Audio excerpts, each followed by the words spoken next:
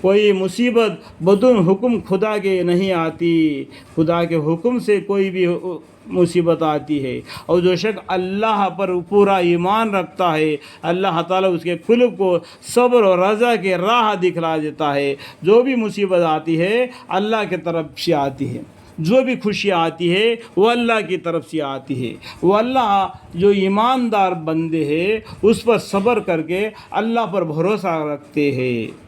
تو اس کا معنی کیا ہے؟ کوئی مصیبت بدون حکم خدا کے نہیں آتی، اور جو شخص اللہ پر پورا ایمان رکھتا ہے، اللہ تعالیٰ اس کے قلب کو یعنی اس کا دل کو صبر اور رضا کی راہ دکھلا دیتا ہے، اور اللہ ہر چیز کو خوب جانتا ہے۔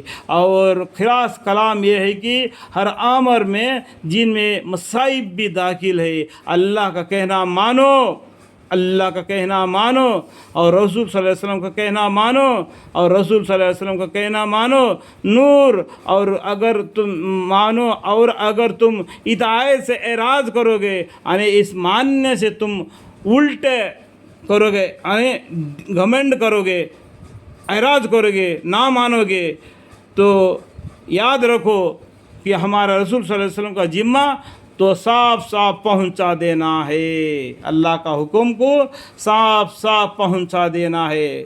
اللہ کے سوا کوئی معبود بننے کے قابل نہیں، اور مسلمانوں کا اللہ ہی پر مصائب وغیرہ میں توکل رکھنا چاہیے۔ ایمان والو، تمہارے باز بیویاں اور اولاد تمہارے دین کے دشمن ہیں تو تم ان سے ہوشیار رہو، اور ان کے ایسے امر پر عمل مت کرو، اور اگر تم معاف کر دو اور درگزار کر جاؤ اور بخش دو تو اللہ تعالیٰ تمہارے گناہوں کا بخشنے والا اور تمہارے حال پر رحم کرنے والا ہے۔ تمہارے اموال اولاد بس تمہارے لیے ایک آزمائش کی چیز ہے، یہ دنیا میں تم کو دے دیا ہے، یہ تمہارا اموال اور اولاد، جو جائیداد ہو، جو پیسے ہو، جو کمائی ہو یا اولاد ہو، بس تمہارے لیے ایک آزمائش کی چیز ہے۔ اور جو شخص اس میں پڑھ کر اللہ کو یاد رکھے گا تو اللہ کے پاس اس کے لیے بڑی اجر ہے،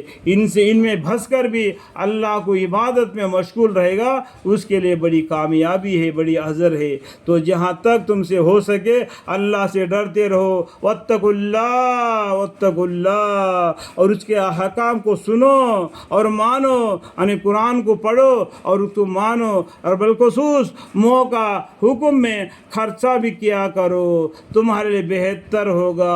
اور جو شخص نفسانی خواہش سے محفوظ رہا ایسے ہی لوگ آخرت میں فلاح پانے والے۔ جو انسان کا نفس ہوتا ہے نا ہمیشہ گندی باتوں کی طرف لے آتا ہے، انسان کا نفس ہے نا ہمیشہ ایک گھوڑے کے مانند ہے، اس کو قابو کر لینا اور ایمان کے ساتھ اس کو جھکا دینا۔ جیسا کہ انسان کو زندگی میں جوانی آتی ہے، جوانی دیوانی ہوتی ہے، لیکن جوانی میں انسان اللہ کو عبادت کرے گا اس کو ثواب زیادہ ہے۔ اور جو شخص نفسانی حرص سے محفوظ رہا ایسے ہی لوگ آخرت میں فلاح پانے والے ہیں۔ اگر تم اللہ کو اچھی طرح یعنی خلوص کے ساتھ قرض دو گے تو اس کو تمہارے لیے بڑھاتا چلا جاوے گا اور تمہارے گناہ بخش دے گا، اور اللہ بڑا قدردان ہے کہ عمل صالح کو قبول فرماتا ہے، اور بڑا بردبار ہے، پوشیدہ اور ظاہر اعمال کا جاننے والا ہے، اور زبردست اور حکمت والا ہے۔ اللہ تعالیٰ کون ہے؟ زبردست حکمت والا ہے۔ کل قیامت میں معلوم ہو جائے گا کہ کون اچھا ہے کون برا ہے، اللہ اس کا نیک فیصلہ دے گا، داغے برابر کا بھی ظلم نہیں ہوگا، جیسا عمل کیا ویسا اس کو جزا اور سزا دے گا، اور نیکی میں اللہ تعالیٰ بڑھوتری کر دے گا، برائی جتنا کیا اتنا ہی سزا دے گا جتنا اس نے گناہ کیا۔ یہ اللہ کا لاکھ لاکھ شکر ہے، اللہ تعالیٰ نے نیکی کو بڑھاتا ہے اور بدی کو گھٹاتا ہے۔ اللہ تعالیٰ ہماری دعاؤں کو قبول اور منظور فرمائے، آمین۔ اور قرآن شریف کی تلاوت کے درمیان میں تھوڑا سی بھی غلطی اگر ہم سے ہو گئی تو ہمیں معاف فرمائے، آمین ثم آمین، والحمد للہ رب العالمین۔